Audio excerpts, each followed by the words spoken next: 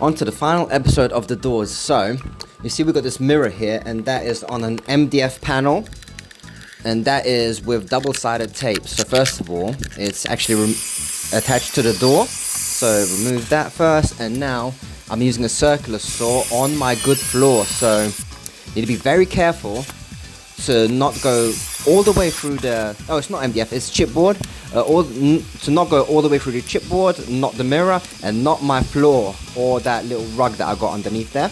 So I'm being very careful with my measurements because I want to cut through the chipboard so that I can snap it into pieces so that I can detach it from the chipboard and move this whole massive mirror into the bathroom. And this did take quite a while, but hey, I got a mirror lying around and I want to use it, so this is one way to do it. And I am doing it in the hallway because bringing it outside, I don't really want to place the mirror on the concrete uneven surface and get it all scratched up, so that is why I'm doing it here. Okay, so it's already removed. Now to clean it up and get rid of that excess height from that double-sided tape.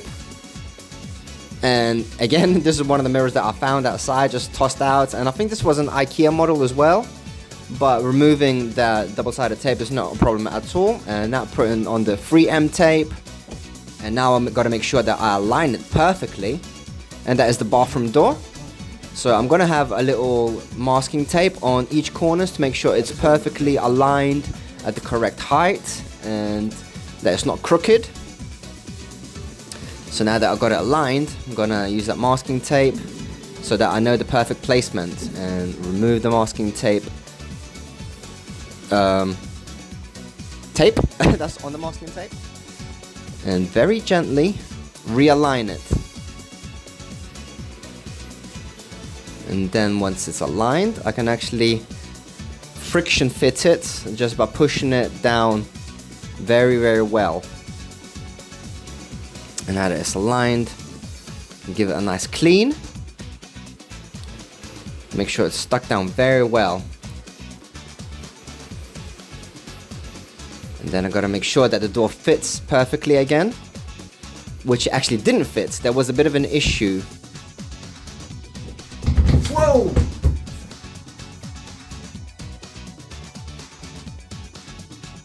I gotta realign it, I think, for the hinges, but that's no problem. Where is a problem is after I put in the insulation, it doesn't close all the way. So what I've done here was I cut off this area, this metal frame, with an angle grinder, and then I got like a 5mm thick stainless steel block of metal. Shaped it down, and then just gonna super glue it back onto the frame, and then I'm gonna paint over it.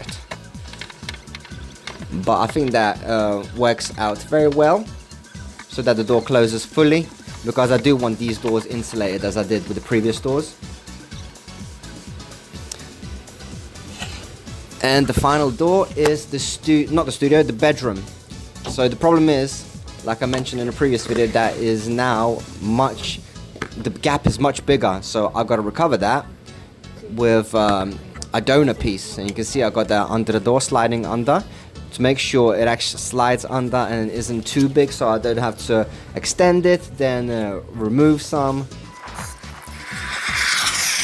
So I'm planing it down just to make sure it's perfectly even before I get down to joining the two pieces together.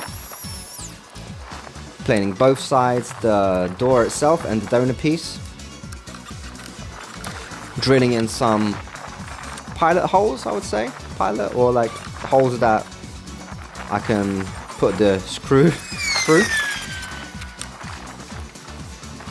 Now I'm going to put loads of super glue on it before I actually bond it with JB Weld from the side so that it's seamless. So I'm just cutting it flush. Here, I've done a few marks with the planer here, which is not how it's supposed to be. All these countersunk areas so that they wouldn't scratch against the floor. And you can see that's where the screws are, so they are not sticking out because I used a countersunk bit. And quite a messy job, but hey, it's a one-off thing. I don't plan to do this for this property anymore after this. So planer and belt sander, and then I can JB weld. But before we do that, let's remove the door handle. Sand down any areas that need a bit of a touch up. It was really hot that day actually. So yeah, with a belt sander, roughen it up. Okay, now we're getting somewhere and that's more even. I think it's ready for the JB weld. Not yet. First of all, we need to cut in some areas so that the JB weld can bite into, if that makes sense. So it doesn't just chip off basically.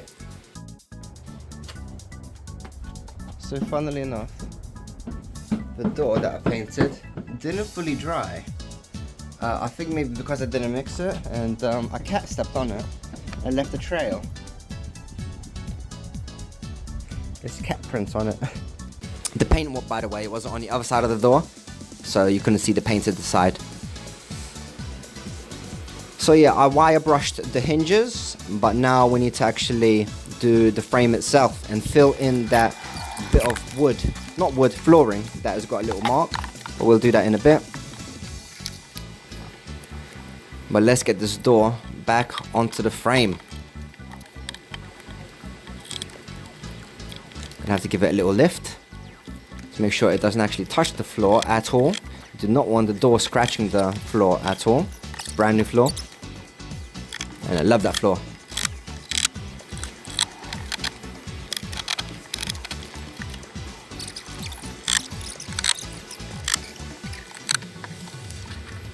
And each hinge has around 3 screws, not around, exactly 3 screws.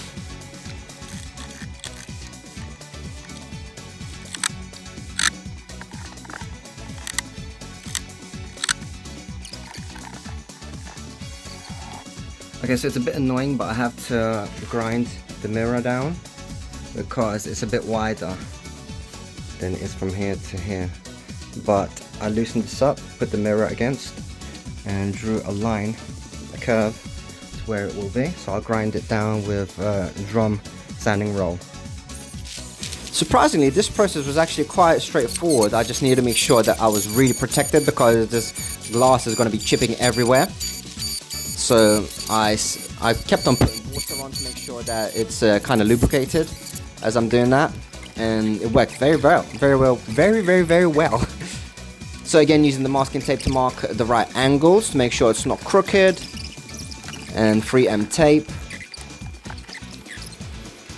3M tape is just genius, I love it. And this way we don't have to screw it in. And just to wrap this video up, here is the final overview of what the doors are like now. So here's the kitchen, studio, bedroom. The wall's coming out very nicely. It's not finished yet. I've got to remove that wall socket and put another mirror right there. So it's like a feature wall. The bathroom. And things are a bit messy in there. But hey, let's just have a quick show anyway. So we've got 2 mirrors here so that I could see the back of my head if we need to. But this crack in this mirror kind of accentuates the crack because there's 2 mirrors now. But either way, I'm very happy with the move of this mirror from the bedroom to the bathroom. And where the bedroom one was is here. So we've got 2 of these mirrors here and they look amazing. And here we have Carolina, she's working very hard. So yeah, very happy with the outcome here. Ignore the touch marks on the mirrors. And let's have a look on the other side. So remember we had loads of weird bubbling. All of that's kind of pretty much gone completely. So we have a look here. You can't see any of the bubbling that was there initially. So with time they disappeared by themselves really. And yeah, that worked out very well. Happy with that. Let's check out the studio. But yeah, look how good it looks from like that. It looks like completely new doors. I love them. And if we go in here, and this was the nightmare one that I had to strip down completely and redo. It looks amazing now, super happy. But yeah, this whole wall is going to get redone completely because I don't like the wallpaper. This looks like a mess. So going to get rid of that. I'm happy with this wallpaper, except I still got that to do, the stairs. But great progress, very happy with that. Thanks guys. Till the next one, peace.